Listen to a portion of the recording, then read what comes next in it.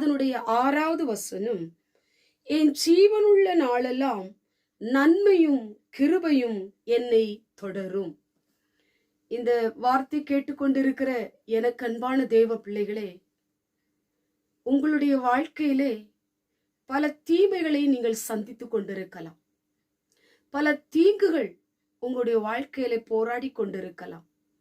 பல மனுஷனுடைய பிரச்சனைகள், சத்துருடைய தாக்குதல்கள் உங்க வாழ்க்கையிலே பெரிய தீங்கை விளைவித்துக் கொண்டிருக்கலாம்.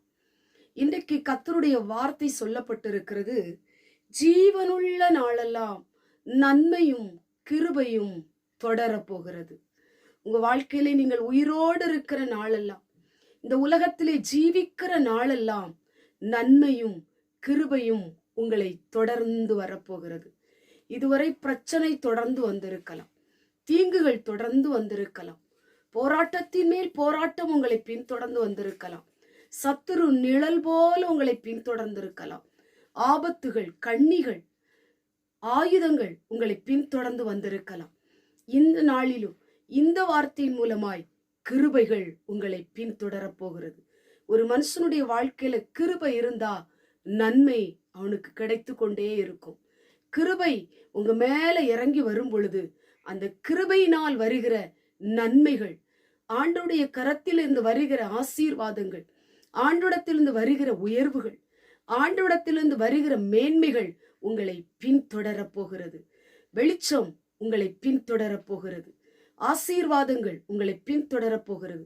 கர்த்தருடைய வார்த்தை உங்களை பின்தொடரப் போகிறது.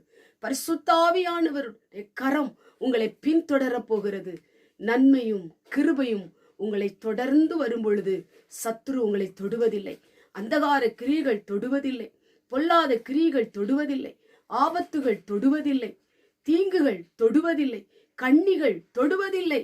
ஆண்டுடைய ஆசீர்வாதம் உங்களை சூழ்ந்து கொண்டிருக்கும். கர்த்தருடைய தயவினால நன்மையும் கிருபையும் உங்களை தொடர்ந்து வரும்படி ஆண்டவர் உங்களுக்கு கிருபை செய்வார்.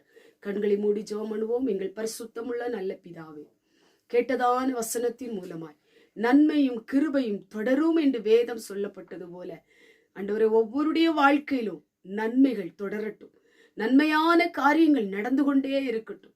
கிருபை நம்முடைய பிள்ளைகள் மேல எப்பொழுதும் இருக்கட்டும். இயேசுவின் மூலம் ஜெபிக்கிறோம் பிதாவே, ஆமென்.